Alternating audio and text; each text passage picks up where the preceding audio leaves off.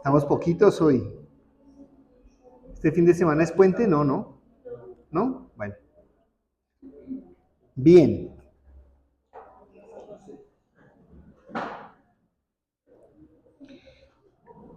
Hoy vamos a hablar acerca del Sermón del Monte.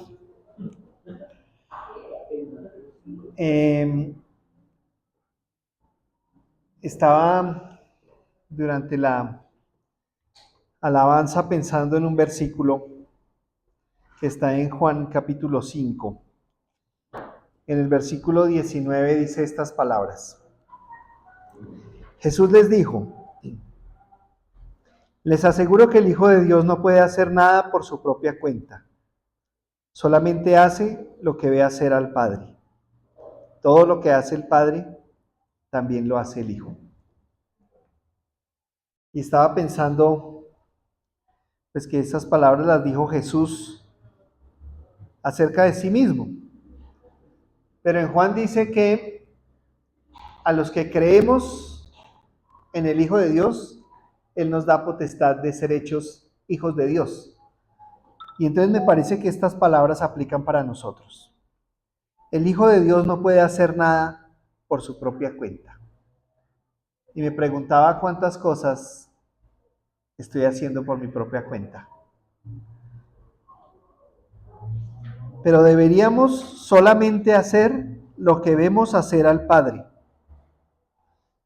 para que todo lo que hace el Padre también lo haga el Hijo, los hijos. Oremos. Padre, damos gracias por este tiempo. Damos gracias, Dios, por lo que estás haciendo. Damos gracias porque es un privilegio conocerte y disfrutar de ti. Gracias porque tú has prometido una herencia y porque nuestra herencia está en tus promesas. Bendecimos tu nombre en esta hora. Amén. Bien, entonces dijimos que el Sermón del Monte no es otra cosa sino una descripción de el ciudadano del cielo, ¿verdad? Que las bienaventuranzas son la naturaleza que deben tener esos ciudadanos, que la función y el propósito de los ciudadanos del cielo en el mundo es ser sal y ser luz, que el vínculo entre Jesús y su enseñanza y la ley es que las tres cosas son Jesús. La enseñanza es Jesús, la ley es Jesús, ¿sí? La palabra es Jesús, porque Juan dice que es la palabra hecha carne. Y hoy vamos a hablar acerca del espíritu de la ley. El espíritu de la ley no es otra cosa sino el propósito para el cual fue establecida la ley, la interpretación correcta de la ley. En Hebreos 12:2 dice: puestos los ojos en Jesús, el autor y consumador de la fe. Entonces, Jesús es el autor y es el consumador de la ley. ¿Sí? ¿Recuerdan ustedes cómo se entregó la ley? ¿Sí? Bueno, Dios entregó a Moisés unas tablas que habría escrito, ¿cierto? Para que Moisés le contara al pueblo cuál era la ley. El autor de la ley es Jesús, dice Hebreos. El autor de la ley es Jesús. Pero hizo una cosa más, incluso más, digamos, más difícil que hacer la ley. Y es, consumó la ley. ¿Recuerdan ustedes las palabras que dijo Jesús en la cruz? Consumado es. Todo está consumado. ¿Sí? Él es el autor, pero también es el consumador de la ley. El cumplidor de la ley. ¿Sí? Y en Juan capítulo 1, verso 14 dice: aquel verbo fue hecho carne y habitó entre nosotros. Y a veces pensamos, uy, si Jesús, no, si yo hubiera sido uno de esos que hubiera vivido en Jerusalén cuando Jesús anduvo caminando por esas calles, eso hubiera sido tremendo. Y no sé, seguramente, bueno, eso es ya demasiada ficción, ¿no? Pero quién sabe qué hubiera pasado. El punto es que Jesús tiene autoridad para revelar la verdadera intención de la ley, porque es el autor, pero además es el consumador de la ley. Entonces, Jesús nos muestra la verdadera profundidad que tiene la ley de Dios. Y una de las cosas que él dijo es, yo no estoy aquí para abrogar, sino para cumplir, ¿sí? Jesús no vino para corregir la ley, no vino a decir, no, es que eso está mal escrito. Esa cuestión tiene errores de ortografía, la redacción está confusa. No. Él vino a enseñar que la forma como la ley se había interpretado y aplicado era errónea. Y por esa razón enseñó acerca de 6 temas distintos en relación con la ley para enseñar una sola cosa. Y es la justicia que como creyentes nosotros debemos tener. ¿Sí? Hay una palabra, no me acuerdo si ya les dije, que encontré en el libro de Malaquías, cuando Malaquías le dice al pueblo, le dice, ¿qué es lo que quiere Dios de ustedes? Y entonces dice un acróstico que es jufileo, justicia, fidelidad, lealtad y obediencia.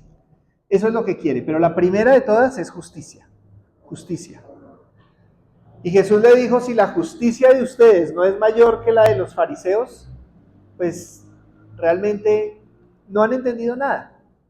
Entonces Jesús lo que hace es explicar cómo podemos tener una justicia mayor que la de los escribas y los fariseos. Y lo hace con 6 temas diferentes que tienen un solo principio. Y el principio es, el pecado no es simplemente la consumación de actos externos. ¿Sí? El pecado no es simplemente la consumación de actos externos. Pensamos que es pecado matar, ¿cierto? Y decimos, claro, es que hay un muerto. Pero para Dios la cosa no es tan sencilla, ¿verdad? El pecado está concebido dentro de nosotros. Y Jesús está enseñando que el pecado no se trata arrancando los frutos de ese árbol, ni cortando las ramas de ese árbol, sino cortando la raíz de ese árbol. Y la raíz es la parte que no se ve, ¿cierto? Los frutos se ven, las ramas se ven, el tronco se ve, pero la raíz no se ve. Y por eso en algunas ocasiones nosotros luchamos y luchamos con pecado y no podemos encontrar por qué pecamos. Y es porque la raíz es lo que no se ve. Y allá es donde nos quiere llevar Jesús. Jesús nos quiere llevar a encontrar cuál es la raíz de nuestro pecado. Y después que nos muestra cuál es la raíz de nuestro pecado, nos quiere llevar a las decisiones que son: corte esa raíz. No siga arrancando los frutos, porque ese árbol seguirá dando frutos. Seguirá dando frutos. Usted sigue arrancándole los frutos, él seguirá dando frutos. No corte la rama, seguirá dando ramas y después las ramas seguirán dando frutos. No corte el tronco volverá a crecer. Corte la raíz. El pecado está concebido dentro del ser humano. Y de ahí, de dentro de cada uno de nosotros, viene la vida y la fuerza del pecado. La vida y la fuerza del pecado. O sea, no es una cosa menor. Entonces habla de 6 temas que son los siguientes. El primero es la ira contra los hermanos. ¿Cómo les parece ese? Empezamos bien, ¿no? Ira contra los hermanos. Y después habla del deseo inmoral. Después habla del desprecio por la alianza, por el pacto o por los pactos. Después habla de la falsedad en nuestras intenciones y nuestras palabras. Ustedes recuerdan que Hebreos también es el que dice que la palabra de Dios es más cortante que una espada de dos filos y que discierne las intenciones y los pensamientos del corazón.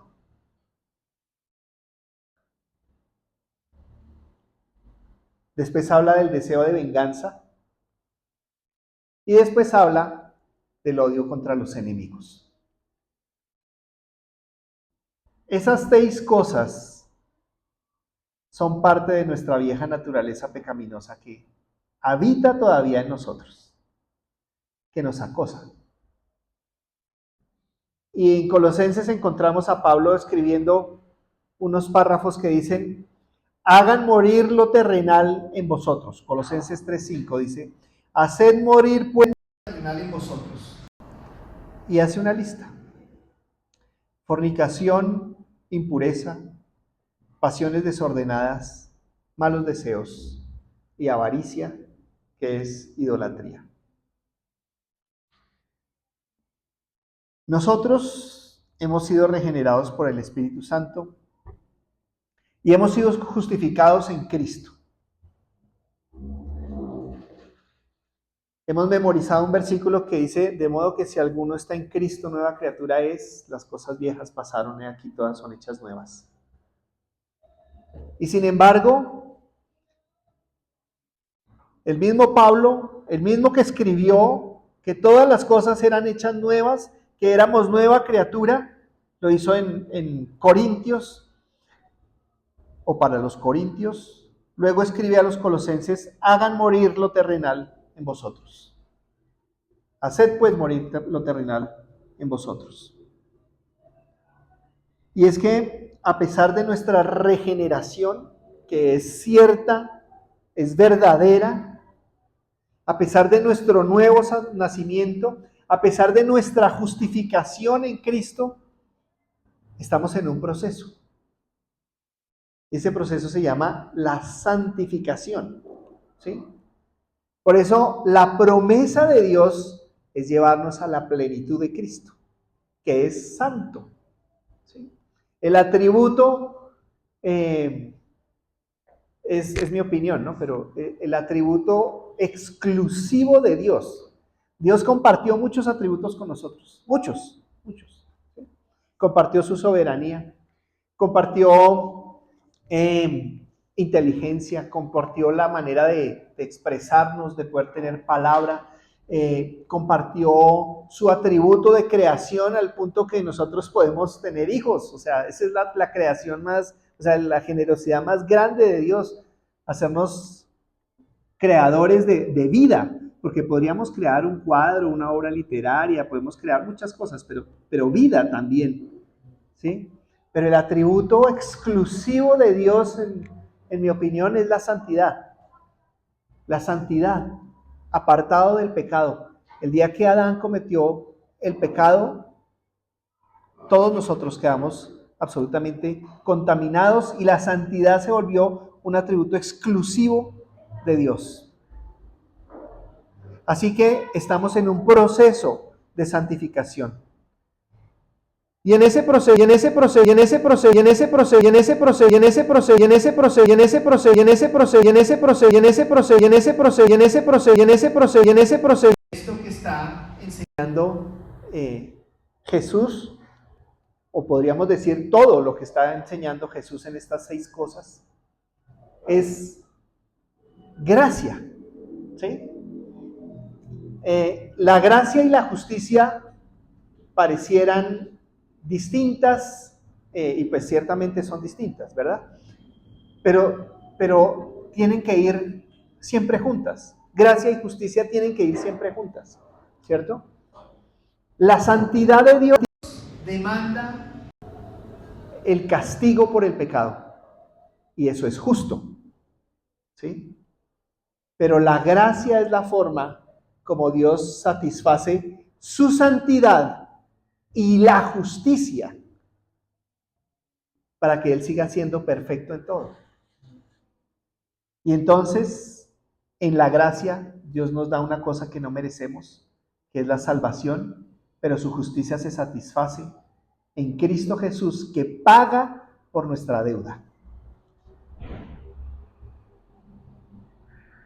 Entonces, Jesús nos quiere enseñar una justicia superior a la de los escribas y los fariseos mediante el entendimiento de la aplicación de la gracia en nuestra vida cotidiana. La gracia nos encanta recibirla, nos fascina, pero ¿cómo nos cuesta darla, aplicarla? En ese proceso, básicamente lo que está pasando es que nos estamos deshaciendo de nuestra vieja naturaleza. ¿Sí? En Efesios 4:22 dice estas palabras: despojaos del viejo hombre que está viciado conforme a los deseos engañosos. ¿Sí? Nuestro viejo hombre está viciado, tiene vicios, ¿sí? Por causa de que desea cosas que son engañosas, ¿sí? Desea cosas que piensa que son buenas, pero no lo son. Desea placeres que piensa que son deleitosos, pero no lo son, ¿sí? En Proverbios dice que la mujer extraña al principio es dulce, pero al final es amarga como el ajenjo. Y el versículo 23 dice: y renovaos en el espíritu de vuestra mente, y vestíos del nuevo hombre, creados según Dios en la justicia y santidad de la verdad. Una vez más, justicia y santidad. Entonces, este nuevo hombre fue creado según Dios en la justicia y la santidad de la verdad, que es Cristo, ¿verdad? Bien, entonces ahora vamos a ir al Sermón del Monte, porque si no, pues imagínense, ya son las 12, me queda solamente media hora.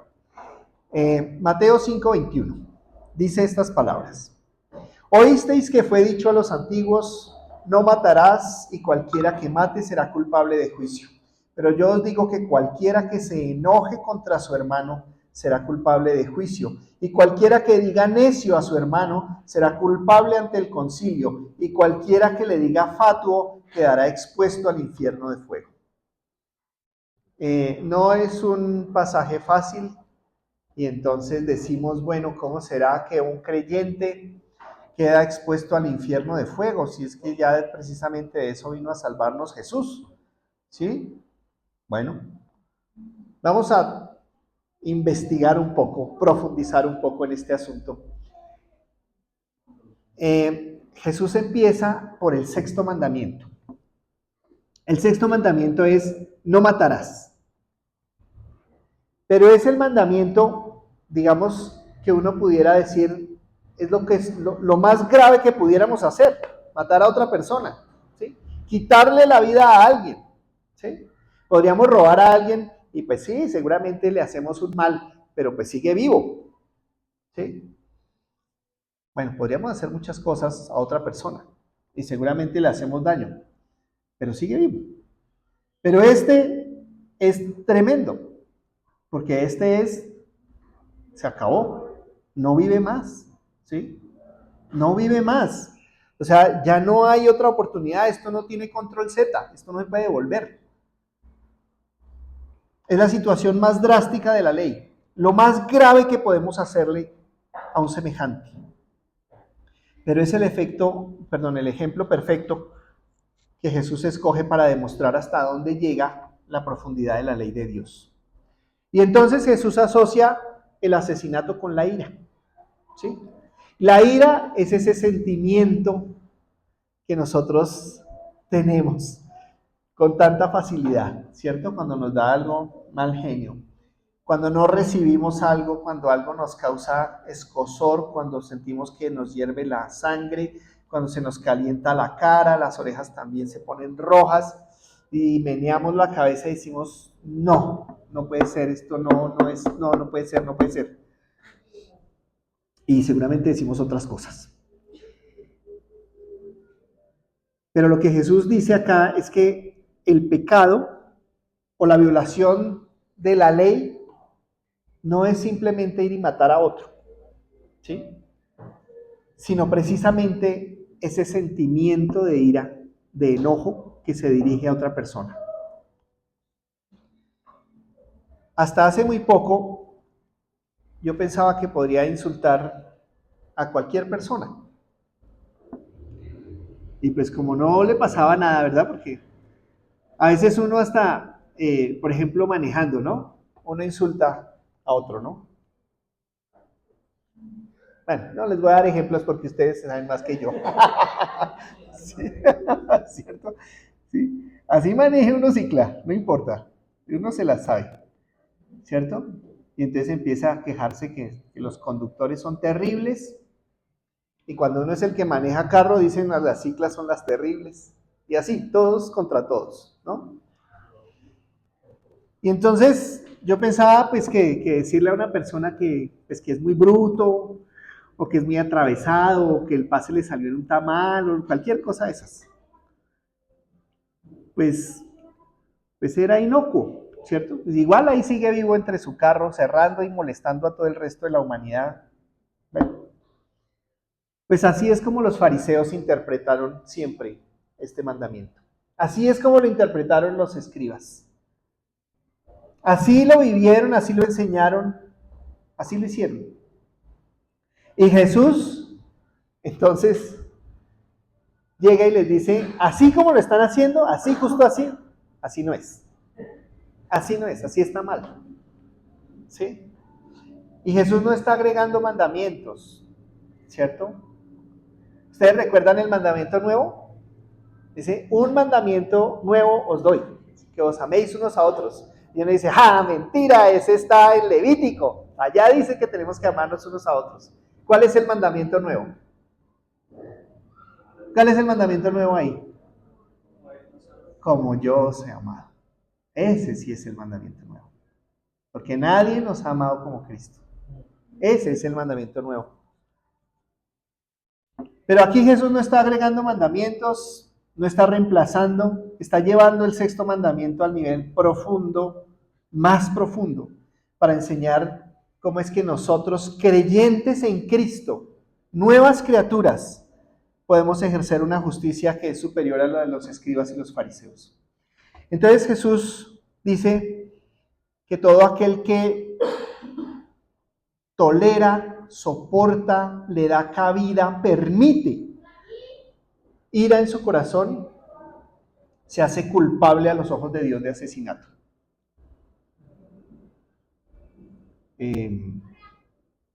Primera de Juan 3:15. Todo aquel que odia a su hermano es homicida. Todo aquel que odia a su hermano es homicida. Y lo que sigue es más difícil. Y sabéis que ningún homicida tiene vida eterna permanente en él. Eso es palabras serias. ¿Sí? Entonces algo está mal, porque si nosotros tenemos vida eterna en nosotros, por la promesa de Jesús, por la fe que tenemos en Jesús, entonces, ¿cómo es que podemos estar odiando a un hermano y convirtiéndonos en homicidas? ¿Sí? Pero aquí no estamos hablando de salvación, aquí estamos hablando de pecado, aquí estamos hablando de que no podemos consentir el árbol del pecado sabiendo que tenemos vida eterna, ¿sí? La vida eterna es lo fijo, lo seguro. Luego lo que tenemos que erradicar no es decir, ay, voy a perder la salvación. No, querido, tumbe el árbol.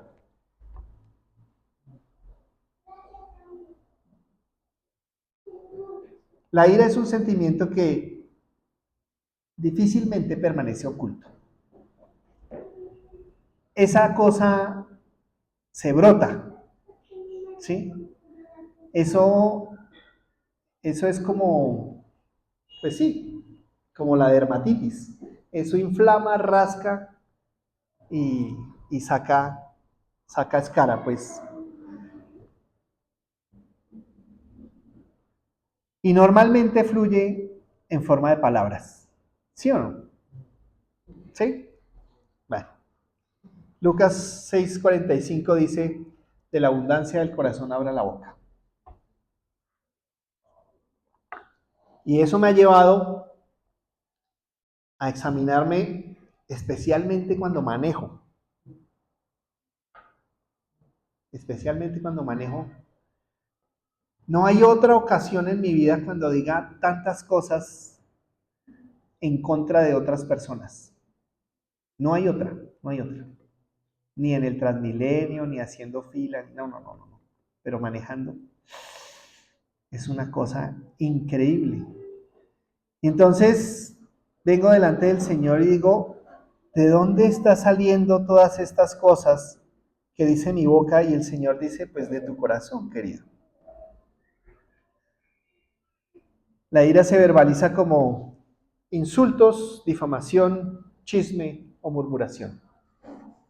¿Sí? La mía es insultos. Yo no digo groserías, pero no puedo ser tan fariseo para decir que porque no digo groserías, entonces no se vale. ¿Sí? Así diga insultos chistosos, pues eso es un insulto. ¿Sí? Mi familia es de Boyacá. Entonces yo a muchos les digo que tienen cabeza de alberja. Mire esa cabeza de alberja. Y entonces uno pues sí dice, ay no, pero no. Sí, pues imagínense. Bueno, pero hay otras que son peores. Difamación. Bueno, no mentiras, todo es igual de malo. Eso, no. Cabeza de alberja, eso es horrible. Eso es como decirle muérase. Eh, pero difamación es tenaz. Y chisme es como difamar, pero además contárselo a todo el mundo. Y murmuración es como los dos, pero hablando pasito. ¿Ves? El asunto es que el ser humano verbaliza la ira con facilidad, muy fácilmente. Y Jesús advirtió que el simple hecho de llamar a una persona tonto o necio es un pecado grave. Eh, Le hemos quitado mucho peso a las palabras. Le hemos quitado mucho peso a las palabras y decimos tonto. Fácil, fácil, decimos tonto. Y necio, decimos tonto, es fácil. Miren, hay una palabra aramea que es reca, que es la palabra que se traduce como tonto, pero en realidad significa sujeto indigno, ¿sí? Y más o menos es lo mismo que cabeza de alberja, ¿sí?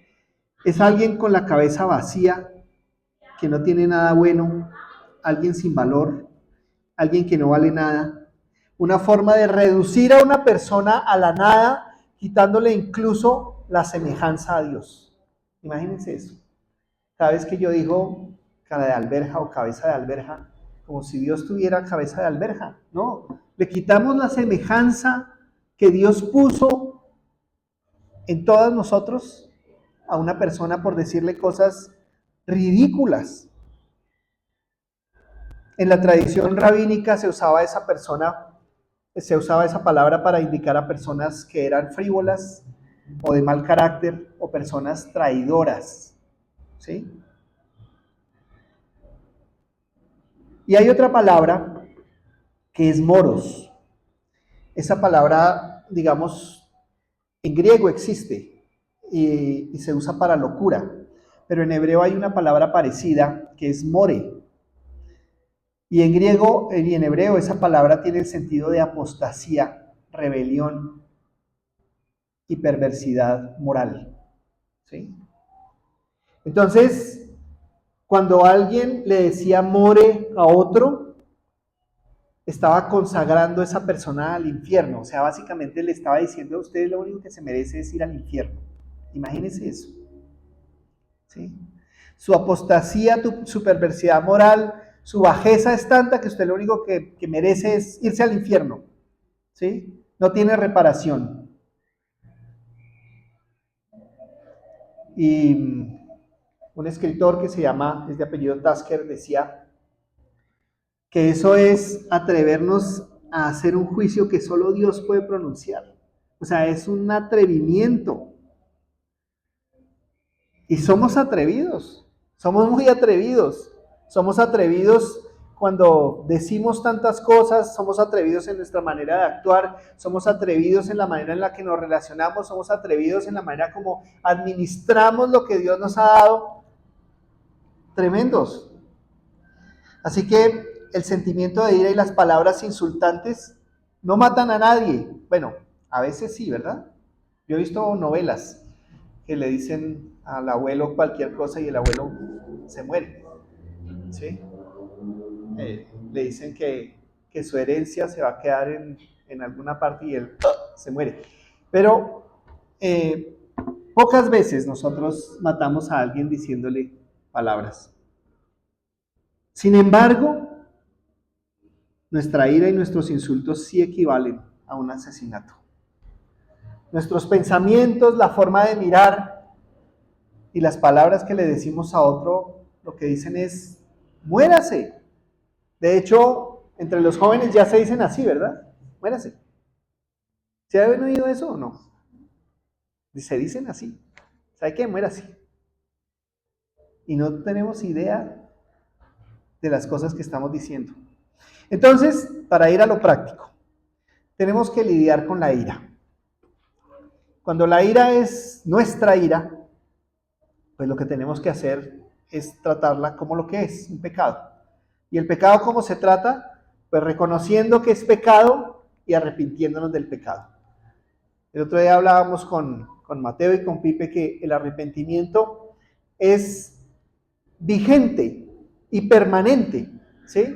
Como el pecado está por ahí, digamos, esperando a ver quién es el candidato para cometerlo, entonces nosotros cada vez que pecamos tenemos que arrepentirnos, ¿sí? Confesar y arrepentirnos. O tal vez más bien primero arrepentirnos y confesar, porque no hay nada peor que confesar un pecado del que uno no está arrepentido, ¿verdad? Confesar un pecado del que uno no está arrepentido es decir como estoy haciendo esto, pero lo voy a seguir haciendo, ¿cierto? Entonces es mejor arrepentirnos y después sí confesar el pecado. Ahora, pues digamos aquí el mensaje no es si usted no se arrepiente no confiese, no me entienda eso, ¿sí? Aquí el mensaje es arrepiéntase y confiese, ¿sí? El Salmo 51:4 dice, contra ti solo he pecado y he hecho lo malo delante de tus ojos. Porque el primer ofendido siempre con nuestro pecado es Dios, ¿sí? Usted le da un puño a otra persona, el primer ofendido es Dios, ¿sí? Usted le pone zancadilla al otro, el primer ofendido es Dios. Usted le dice a otro cabeza de alberja, el primer ofendido es Dios. Entonces nuestra ira hacia otro implica básicamente que estamos diciendo, el mundo sería mejor si no hubieras nacido o si te murieras, si no existieran personas como tú. Piénselo, piénselo. Cada vez que usted se aira con otra persona, ¿no le parece que está haciendo eso? ¿No le parece que está diciendo, el mundo sería mejor sin ti, si no hubieras nacido o si no estuvieras? O al menos mi vida sería mejor sin ti, si no molestaras tanto, si no dijeras tantas cosas, si no hicieras tantas cosas que me hacen molestar tanto. Ese sentimiento nos hace culpables ante Dios, porque Dios no juzga nuestra apariencia, sino nuestro corazón, ¿verdad? Así que si nosotros detectamos ira en nuestro corazón, debemos ir a la cruz de Cristo y poner ahí toda ofensa o toda amargura. Porque es que la ira no es, ay, hoy me levanté con ira. No, no, ¿sí? La ira es porque pasan cosas, normalmente cosas que hemos pedido que no pasen, ¿sí? Yo no sé. Por ejemplo, antes de entrar a la casa, límpiate los pies en el tapete, pero uno entra como una vaca, ¿cierto? Entonces la esposa, pues le da ira, pues claro, ¿sí? Ahí en Efesios dice, airaos, pero no pequéis. Ahí es donde está el pedacito, ¿cierto? Porque después de que entra uno como una vaca, pues ella sale como un cuatrero, ¿cierto? Bueno, pero bueno, entonces ahí iremos. O sea, en fin, si detectamos la ira, lo que tenemos que hacer es ir a los pies de Cristo y poner la ofensa o la amargura, ¿cierto? Porque es la única manera de hallar gracia para liberarnos de ese mal deseo contra los demás, ¿sí? O sea, no tenemos escapatoria. No podemos justificarnos, no podemos decir, es que sí, es válido, tengo tanta ira porque... Y lo que Jesús nos dice es no hay justificación, no hay justificación, ¿sí? Tráigalo a la cruz, ¿sí? Mortifique su carne, mate ese pecado, arranque ese árbol. Pero como Jesús conoce muy bien a todas las personas, ¿verdad? Y además sabe que por muy rectos que nosotros queramos ser, siempre terminamos ofendiendo a alguien, ¿verdad? Uno termina ofendiendo a alguien, a veces con intención y a veces sin ninguna intención, ¿sí? A veces uno pasa y alguien se ofende. ¿Por qué? Yo no sé. De pronto el perfume no era de su agrado, de pronto le recuerda a alguien, yo no sé, ¿sí? Como cuando le dicen a uno, ¿qué? ¿Cómo es que es? ¿Soy o me le parezco? Algo así, bueno, no sé cómo es que es la cosa. Entonces, sí, ¿le debo o me le parezco? Sí, así es la cosa. ¿Le debo o me le parezco? Bueno. Entonces, ¿cómo procede uno cuando es otro el que está enojado? ¿Sí? O sea, cuando yo soy el motivo o la causa o el objeto del enojo de otra persona. Bueno, otra vez Mateo 5, pero esta vez desde el versículo 23. Por tanto, si traes tu ofrenda al altar y allí te acuerdas de que tu hermano tiene algo contra ti, deja allí tu ofrenda delante del altar y anda, reconcíliate primero con tu hermano y entonces ven y presenta tu ofrenda. Ponte de acuerdo con tu adversario pronto, entre tanto que estás con él en el camino, no sea que el adversario te entregue al juez y el juez al alguacil y seas echado en la cárcel. De cierto te digo que no saldrás de allí hasta que pagues el último cuadrante. Bueno, ese versículo o esos versículos los usan algunas personas para hablar del purgatorio, pero no, nosotros no vamos a usar eso para hablar de eso. Aquí básicamente hay dos ilustraciones, ¿verdad? Jesús está ilustrando a una persona que va al templo a ofrecer un sacrificio a Dios y está ilustrando a alguien que va a una corte, ¿sí? Para responder por un cargo que le han puesto, ¿sí? Lo han acusado ante un juez y tiene que ir a la corte. En los dos casos, Jesús enseña que si estamos conscientes de que alguien está ofendido y enojado contra nosotros, nosotros somos los que debemos promover la reconciliación. Y tiene razón, ¿sí? Cuando uno está acusado en una corte, pues la mejor idea que puede tener es resolver ese problema antes de que el juez falle, ¿verdad? Porque el juez va a fallar según los hechos y posiblemente pues nos encuentre culpables, pero si hacemos el proceso de conciliación prejudicial, entonces nosotros podemos salir con un mejor acuerdo.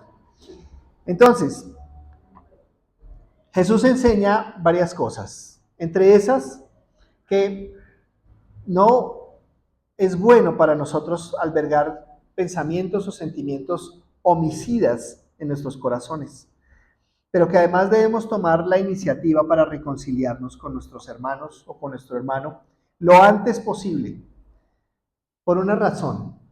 la primera ilustración.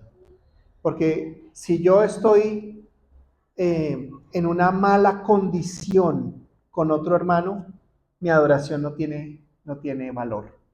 ¿Sí? Yo me puedo tirar al piso ahí, ¿sí? Y derramar lágrimas de cocodrilo. Pero eso para Dios es como, o sea, no entiendo. ¿Qué haces ahí tirado en el piso llorando? Ve a reconciliarte con tu hermano que tiene una cosa contra ti, ¿sí? Y después sí vienes. Entonces nuestra adoración no tiene valor, ¿sí? Si estamos alimentando o si estamos consintiendo pecados conscientes.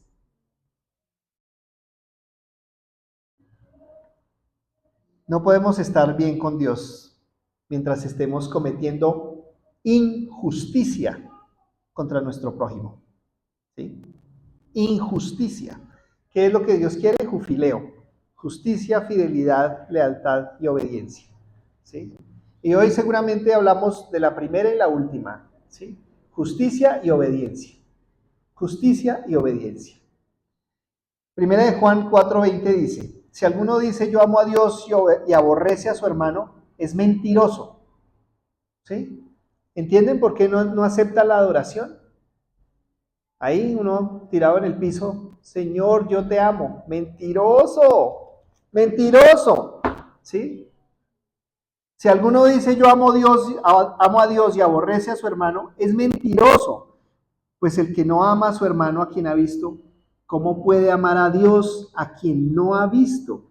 Y si nosotros tenemos este mandamiento de él, y nosotros tenemos este mandamiento de él, el que ama a Dios, ame también a su hermano. Me quedan 2 minutos, termino en esos 2.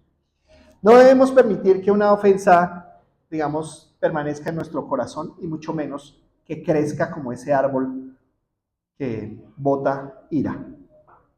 Y a pesar de que, claro, en Efesios dice, airaos pero no pequéis, ni se ponga el sol sobre en Efesios. Dice, airaos pero no pequéis, ni se ponga el sol sobre vuestro enojo, ni deis lugar al diablo. 3 cosas. ¿Es legítimo ponernos de mal genio por una cosa? Sí, es legítimo ponernos de mal genio por una cosa que nos pasa. Pero lo que no es legítimo es hacer perenne la ira, ¿sí? Dejar que se extienda y permanezca y pasa un día y 2, y una semana y 2 meses y hace años no hablo con tal persona porque me hizo una que no se la perdono por nada, ¿sí? Por una razón, porque eso le da lugar al diablo, ¿sí? Eso le da lugar al diablo. Entonces, nosotros lo que hacemos es que permitimos que el diablo venga en nuestro jardín, deposite una semillita de ira y nosotros permitimos que ese árbol de ira crezca ahí en nuestro jardín y empiece a germinar y a dar frutos y pensamos que solamente con arrancar los frutos, pero no. Cada día que pasamos airados le da lugar al diablo. Cada día. Y yo diría cada instante que pasamos airados le da lugar al diablo. Así que necesitamos resolver nuestros desacuerdos tan pronto como sea posible para que el pecado no se vuelva nuestro amo. ¿Se acuerdan que Jesús escribió eso? Dijo eso, el que hace pecado, esclavo es del pecado. Juan 8, Juan 8:34. De cierto os digo que todo aquel que hace pecado, esclavo es del pecado. Entonces, Jesús no entra a considerar si tenemos razón o no. Si es que esta es la vez 532 que nuestra esposa nos ha dicho que nos limpiemos las patas antes de entrar, y es la vez 532 que entramos como vacas. No. Él solamente dice, hay que reconciliarnos lo antes posible, y la responsabilidad es mía. Sea que sea la vaca o sea el cuatrero, es mi responsabilidad, ¿sí? Cuando tomamos esa iniciativa para resolver estas cosas, lo que estamos haciendo es quitar el árbol de raíz. Pero eso implica humildad, eso implica una negación a nosotros mismos, ¿cierto? Y eso implica una humillación. En cualquiera de los dos casos, hay que ir y exponernos a otra persona y decirle, perdóname por entrar 533 veces con las patas sucias a la casa, ¿sí? O ella venir y decirnos, te perdono aunque van 533 veces que entras con esas patas sucias a la casa. Pero bueno, oremos. Padre, gracias por este tiempo y gracias por esta enseñanza. Somos tan ligeros con las cosas que decimos y tú quieres de tus hijos que nosotros seamos conscientes de nuestras palabras, de nuestros actos, de nuestra responsabilidad, de lo que representamos, de lo que significa decir con nuestras bocas, soy creyente, soy cristiano, creo en Cristo, he sido salvo. Que nuestro testimonio sea coherente con las cosas que hacemos. Que no sea avergonzado tu nombre por causa de la manera como nosotros hablamos o como actuamos. Especialmente que las personas que nos conocen y con las que convivimos no terminen pensando que ser cristiano es ser cualquier cosa igual a cualquier otra, sino que puedan ver verdaderamente este hombre o esta mujer cristianos son humildes, son sencillos, quieren obedecerte, quieren honrarte, conocen la justicia, conocen la gracia, muestran el carácter de Cristo. Son pequeños Cristos, son como Cristo.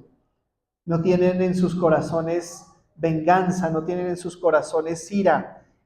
Cuando algo les molesta, lo hablan, lo comentan, se cuidan de andar murmurando, se cuidan de andar insultando, se cuidan de andar difamando, de andar levantando chismes. En vez de eso, se exponen a pesar de las consecuencias y dicen, perdóname, tengo algo contra ti, perdóname, estoy airado contigo. O dicen, te perdono porque aunque no sepa por qué estás airado conmigo, te perdono. No estés más airado conmigo. ¿Qué es lo que pasó? ¿Qué fue lo que hice? Padre, enséñanos a hacer eso entre nosotros, tu pueblo, tu iglesia, para que el pecado sea cortado de raíz y nosotros que ya sabemos estas cosas, no seamos hallados culpables de negligencia por no hacer lo que ya sabemos que es tu voluntad, lo que ya hemos escuchado de tu boca, lo que ya sabemos que tenemos que hacer para honrarte. En el nombre de Jesús. Amén.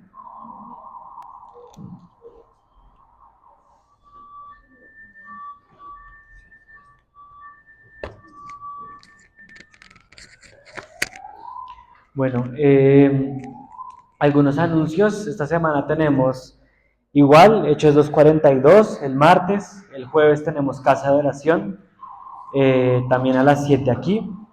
Y si quería aprovechar también la prédica, digamos, quería pedirles un perdón o una disculpa de forma muy sincera, porque seguramente los cambios que hicimos en el grupo de WhatsApp de pronto fueron un poco abruptos y entiendo que de pronto fueron un poco, no sé si groseros o... Les pido perdón, porque no era la intención. Hablando en las últimas semanas, varias personas me han dicho, ¿por qué no me entero de lo que está ocurriendo en la iglesia? Y seguramente entran al grupo y ven tantos mensajes que la información de anuncios importantes se pierde. Entonces, cuando hacemos votaciones para ver quién va y ese tipo de cosas, muchas veces esos mensajes quedan arriba y las personas no, cuando van a mirar, no encuentran los mensajes y demás. Entonces, digamos que por eso es que se hizo eso. pero si alguien se ofendió de pronto por la manera como lo hice, les pido perdón. No era la intención, no estaba en mi corazón ni ser grosero, ni ser odioso, ni quitarles la opción de participar a nadie. La intención de esto es mejorar. Nosotros como iglesia tenemos básicamente solo un canal de comunicación y es WhatsApp. No tenemos más, no tenemos Instagram, no tenemos otras formas de comunicar los eventos, las cosas. Entonces, al tener un solo grupo, pues digamos que se estaba complicando un poquito el tema de las comunicaciones. Ahora estamos buscando una solución, digamos, eficiente para eso. Entonces, lo que vamos a hacer es que vamos a hacer una comunidad de WhatsApp. En esta comunidad de WhatsApp lo que vamos a tener un grupo general en el cual vamos a estar todos, obviamente los que quieran estar en ese grupo, y ese grupo va a ser abierto para los que quieran mandar información general, los que quieran compartir algo, los que quieran mandar una petición de oración, los que quieran comentar alguna cosa. Queremos continuar fomentando comunidad digital también, no tiene que ser toda presencial, aunque los invitamos a que sí fomentemos la comunión presencial, pero entonces vamos a tener ese grupo general dentro de la comunidad. Estos no son dos grupos, es un mismo grupo que es una comunidad en el cual hay como dos particiones. En una va a ser el grupo general donde todos vamos a poder participar, comentar, enviar cosas, información y demás. Y vamos a tener un grupo de anuncios, ¿sí? Es un subgrupo dentro de esa comunidad. Así que en ese subgrupo, ahí sí, solo digamos que los que estamos enviando anuncios de temas respecto a la iglesia, vamos a enviarlos por ahí. Entonces, yo creo que esta tarde o mañana vamos a empezar a añadirlos a esta comunidad. Van a empezar a ver que hay uno que va a ser el grupo general de aposento alto que siempre hemos tenido, y va a haber una partición de grupo que se va a llamar anuncios. Y en ese grupo sí solo vamos a enviarles la información, los polls para que voten y digan si voy, no voy, para que vean las reuniones que vamos a tener, el lugar donde nos vamos a reunir.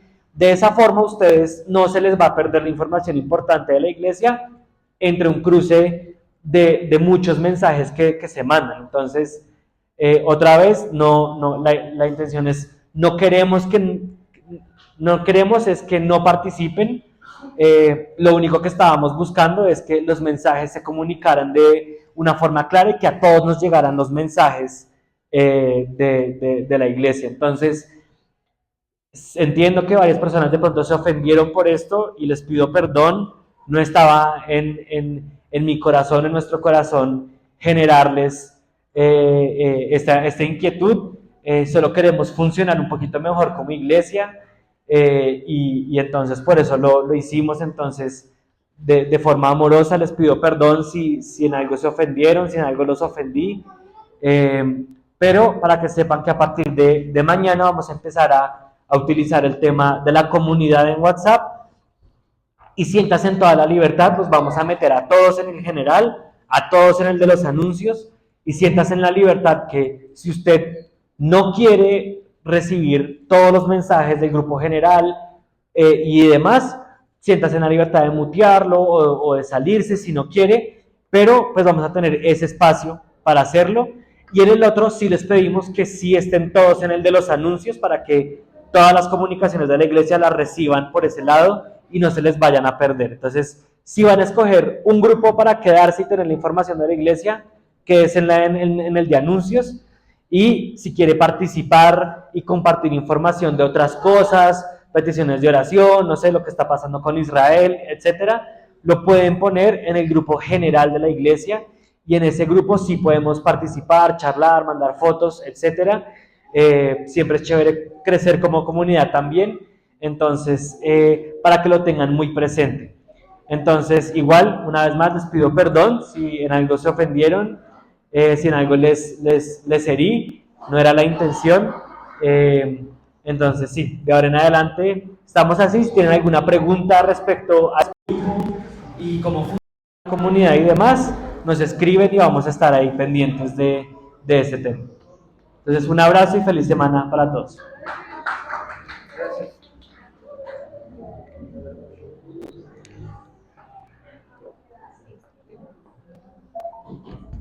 Chamar allí. I forget people in Colombia get affected by crazy things. Como people started como leaving the group and stuff. No way. ¿Quién? Dime. Arturo, ibas a pasar desapercibido. Ah, ok. Arturo está cumpliendo años hoy. Ya. Espera.